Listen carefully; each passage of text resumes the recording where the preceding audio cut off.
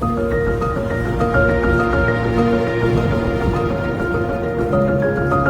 ៅប្រជុំកោះស្ដេចនេះគឺវាមានប្រភេទការថ្មចម្រុះច្រើនជាងគេដាក់នៅពេលដែលយើងឃើញភាពសម្បូរបែបការថ្មច្រើនប្រភេទនៅតាមប្រជុំកោះស្ដេចយើងរំភើបព្រោះដោយសារអីឧទាហរណ៍ថាបើវាមានជំងឺមួយដែលបំផ្លាញទៅលើប្រភេទណាមួយវាអត់ប៉ះទៅលើប្រភេទផ្សេងដូច្នេះវាថាយើងមានសង្ឃឹមថាប្រភេទផ្សេងហ្នឹងអាចនៅបន្តឬក៏រស់ឡើងបានអាចនឹងអាដាប់ជាមួយជំងឺផ្សេងៗបាន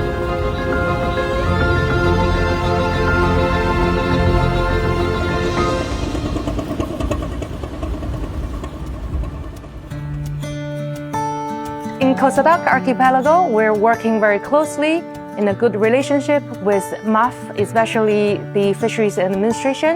on a range of activities and initiatives. We are working to support the government and a number of stakeholders and of course local community for the establishment of the Koh Sadak Marine Fisheries Management Area. រដ្ឋបាលជលផលបានសហការជាមួយនឹងខាងអង្គការសត្វព្រៃនិងរុក្ខជាតិគឺយើងបានរៀបចំបង្កើតជាតំបន់គ្រប់គ្រងជលផលប្រជុំកោះស្ដេចការបង្កើតនៅតំបន់គ្រប់គ្រងជលផលសមុទ្រប្រជុំកោះស្ដេចនេះគឺដើម្បីធានាបាននៅការការពារនិងអភិរក្សធនធានរបស់យើងឲ្យមាននិរន្តរភាពដើម្បីបន្តផ្គត់ផ្គង់នៅផលនេសាទសម្រាប់ប្រជានេសាទនៅក្នុងតំបន់យើងមានការធ្វើការសិក្សាស្រាវជ្រាវអំពីធនធាននៅក្នុងតំបន់ហ្នឹងយើងមានការអប់រំផ្សព្វផ្សាយទៅដល់ប្រជាពលរដ្ឋឲ្យគាត់បានយល់ដឹងអំពីសារៈសំខាន់នៃធនធានយើងក៏មានសកម្មភាពទម្លាក់នៅប្រអប់ជាជំរកត្រីសិប្បនិមិត្តដើម្បីការពារធនធានទាំងអស់ហ្នឹងហើយយើងក៏មានការចូលរួមគ្រប់គ្រងទៅដល់ការល្បាតនិងការទប់ស្កាត់នៅបទល្មើសផ្សេងៗនៅក្នុងតំបន់ហ្នឹងផងដែរចំពោះលទ្ធផលនៃកិច្ចខិតខំប្រឹងប្រែងគឺយើងឃើញថាប្រជានេសាទគាត់មានការត្រេកអរចំពោះលទ្ធផលនៃការគ្រប់គ្រងនិងអភិរក្សកន្លងមកក៏ដូចជាបង្កើនការតាក់ទាញទៅដល់ភ្ញៀវទេសចរជាតិនិងអន្តរជាតិឲ្យមកកម្សាន្តនៅប្រជុំកោះស្ដេចនេះដើម្បីឲ្យប្រជាពលរដ្ឋនៅមូលដ្ឋានហ្នឹងគឺទទួលបាននៅជីវភាពកាន់តែល្អប្រសើរឡើងនិងរួមចំណែកទៅដល់ការអភិវឌ្ឍសេដ្ឋកិច្ចជាតិផងដែរ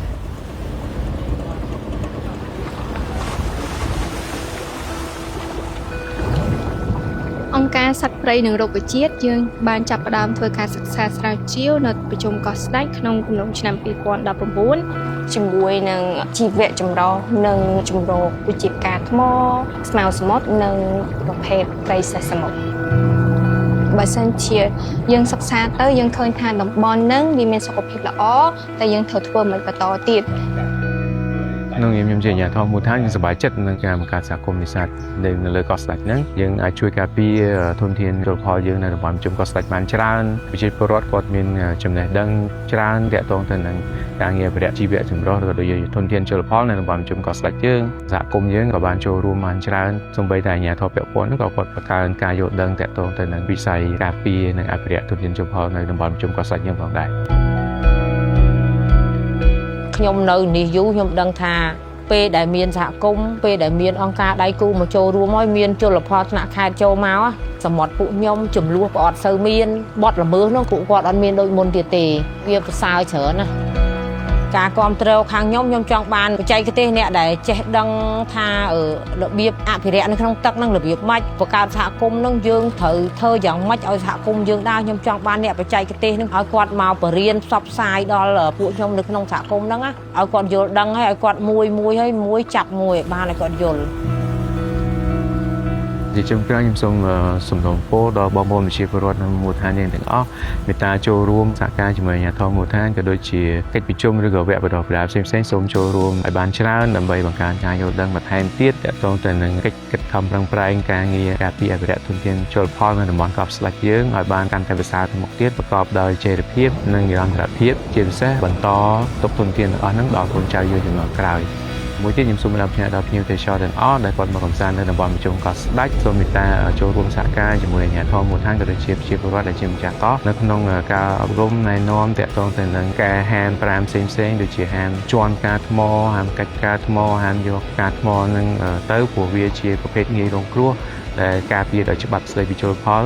និងសូមមេត្តាកុំនេសាទប្រភេទងាយរងគ្រោះដែលការពារដោយច្បាប់ជលផលនិងសូមចូលរួមទុកដាក់សម្រាមឲ្យបានត្រឹមត្រូវតាមការណែនាំរបស់អាជ្ញាធរមូលដ្ឋានបាទសូមអរគុណ